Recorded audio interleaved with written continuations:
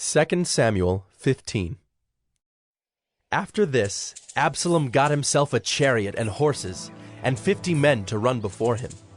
And Absalom used to rise early, and stand beside the way of the gate. And when any man had a dispute to come before the king for judgment, Absalom would call to him, and say, "From what city are you?" And when he said, "Your servant is of such and such a tribe in Israel," Absalom would say to him, "See, your claims are good and right, but there is no man designated by the king to hear you." Then Absalom would say, "Oh, that I were judge in the land! Then every man with a dispute or cause might come to me, and I would give him justice." And whenever a man came near to pay homage to him, he would put out his hand and take hold of him and kiss him. Thus Absalom did to all of Israel who came to the king for judgment. So Absalom stole the hearts of the men of Israel. And at the end of 4 years, Absalom said to the king, "Please let me go and pay my vow, which I have vowed to the Lord in Hebron. For your servant vowed a vow while I lived at Geshur in Aram, saying, 'If the Lord will indeed bring me back to Jerusalem, then I will offer worship to the Lord.'" The king said to him, "Go in peace." So he arose and went to Hebron. But Absalom sent secret messengers throughout all the tribes of Israel, saying, "As soon as you hear the sound of the trumpet, then say, 'Absalom is king at Hebron.'" With Absalom went 200 men from Jerusalem who were invited guests, and they went in their innocence and knew nothing. And while Absalom was offering the sacrifices, he sent for Ahithophel the Gilonite, David's counselor, from his city Gilo. And the conspiracy grew strong, and the people with Absalom kept increasing.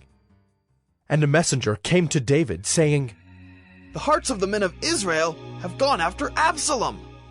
Then David said to all his servants who were with him at Jerusalem, "Arise, and let us flee, or else there will be no escape for us from Absalom. Go quickly, lest he overtake us quickly and bring down ruin on us and strike the city with the edge of the sword." And the king's servants said to the king, "Behold, your servants are ready to do whatever my lord the king decides." So the king went out, and all his household after him. And the king left 10 concubines to keep the house. And the king went out, and all the people after him, and they halted at the last house.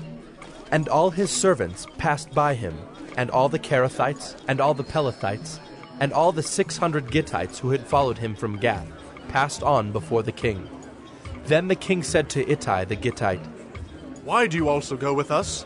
Go back and stay with the king, for you are a foreigner, and also an exile from your home. You came only yesterday, and shall I today make you wander about with us? Since I go, I know not where. Go back and take your brothers with you, and may the Lord show steadfast love and faithfulness to you."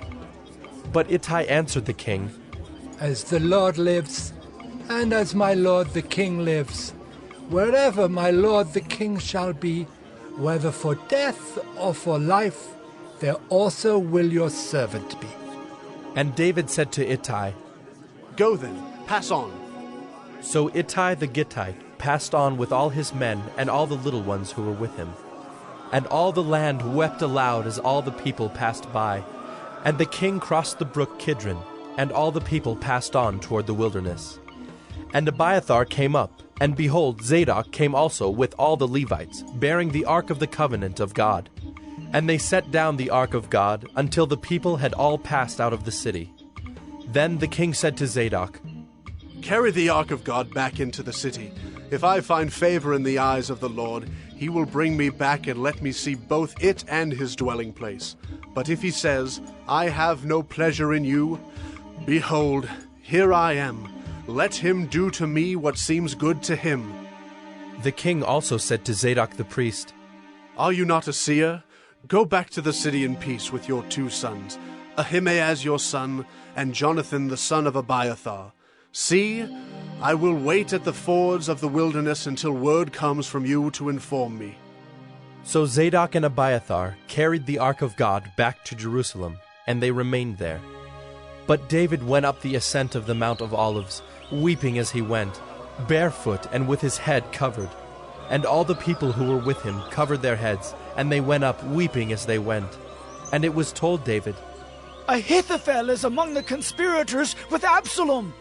And David said, O Lord, please turn the counsel of Ahithophel into foolishness. While David was coming to the summit, where God was worshipped, behold, Hushai the Archite came to meet him, with his coat torn and dirt on his head. David said to him, If you go on with me, you will be a burden to me. But if you return to the city and say to Absalom, I will be your servant, O king, as I have been your father's servant in time past, so now I will be your servant. Then you will defeat for me the counsel of Ahithophel. Are not Zadok and Abiathar the priests with you there? So whatever you hear from the king's house, tell it to Zadok and Abiathar the priests. Behold, their 2 sons are with them there, Ahimaaz, Zadok's son, and Jonathan, Abiathar's son, and by them you shall send to me everything you hear. So Hushai, David's friend, came into the city, just as Absalom was entering Jerusalem.